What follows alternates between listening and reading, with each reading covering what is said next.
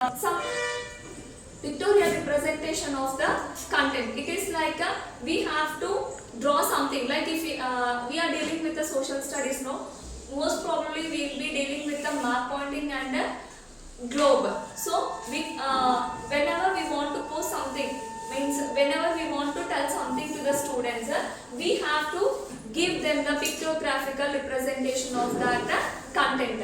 Like if we want to explain about the for suppose in 5th standard we have divided the earth into the 3 major zones depending upon the sun rays which are exposed to the our earth. All the whole earth cannot receive the same amount of the sunlight, so we have divided the earth into 3 zones depending upon the amount of sunlight and the way of sunlight, means straight the sunlight is received straight or in the slanting way. We have divided the earth into 3 zones, that is a torrid zone, temperate zone and a frigid zone. So that has to be, though they have given the pictures in the textbook, but if we represent it on the board and if we explain it to them, they will grasp it very carefully. Each and every student cannot go home and prepare at home and they will not see that, no. So if we represent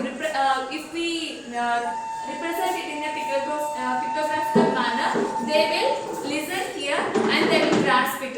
If they don't go home and look at the picture also, they will have some picture in their mind. Good morning everyone. My name is Sirisha.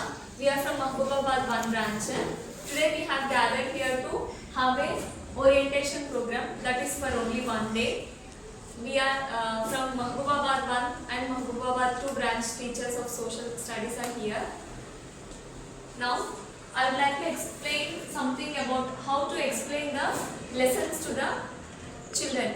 We are dealing with the 3rd, 4th, 5th standards, so they are very small children, so they need to be very we need to take more care for them to have the content of the lesson in a very efficient manner. So we need to do some homework at our home also, because it is like they cannot understand the lessons in an oral manner. So we need to do our we need to put our efforts in preparing the TLM. It will be very helpful for us.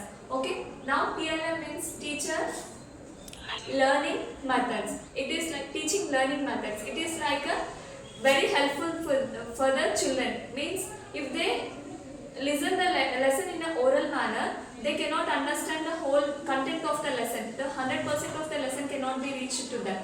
If we show them some pics or some pictures like the live pictures, if that may be in a handmade picture or it may be in a printout model or anything else, that will be very helpful for them to grasp the lesson. Okay, now and also we have to explain the lesson in it should not be buckled, it should not be posted like a single content. It has to be explained in three ways.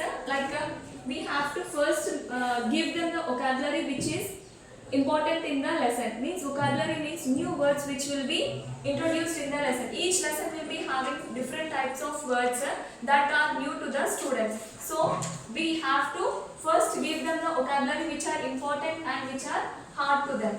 So we need to first give the vocabulary and then content of the lesson. Means we have to vocabulary means new words will be there. No, for them there will be meaning or some content in that word will be considered.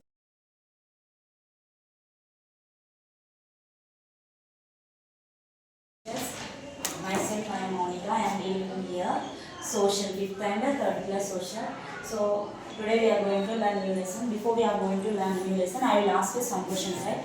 Okay. When we get the thirsty, what we do? We drink some water. So where does water comes from? Ground and wells and rivers and lakes and ponds. Yes. So today our lesson is what? Rivers, lifelines of India. What's our lesson name? What is our 8th lesson name? Rivers,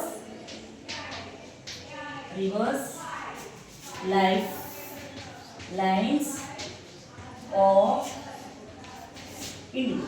Yes. This is our lesson.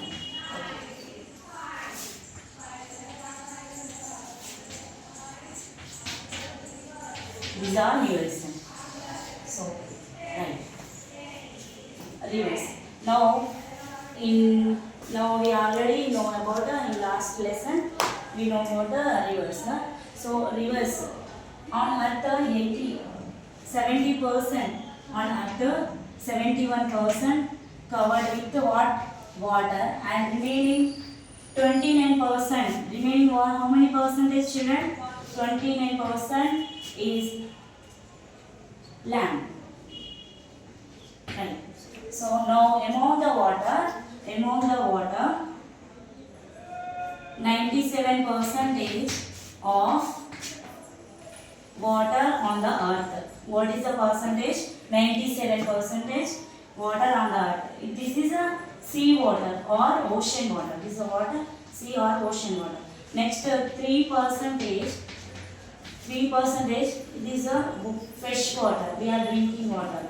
Yes or no? It's having the, we cannot drink water. It's having the salt. So it's a salty water. Now fresh water means it's a drinking water. Yes or no? It's a drinking water. So we can drink. Yes or no? We can drink. Right. We can drink. This is a drinking water. Now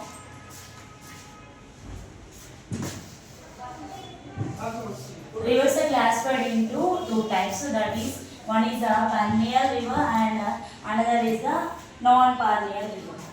What is that? Rivers of India classified into two types. One is what? Perennial. Perennial rivers. And second one is what? Non-perennial river or peninsular river. Non-perennial river. Yes. So perennial river, it means it is a snow faded throughout the year. Entire the year snow, ice ball snow. You know na, when you saw the Himalayas, snow faded throughout the year. It's having the throughout the year snow fell here. So we call it a perennial river. So example of perennial rivers, example Ganga and Yamuna. What is that? Another one, Brahmaputra. So these three are the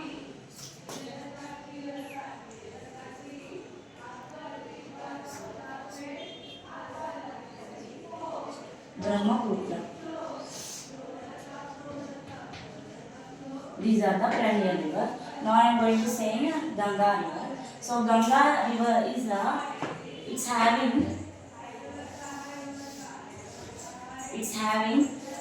it is the second longest river in India and it's having the 2,525 kilometers and it's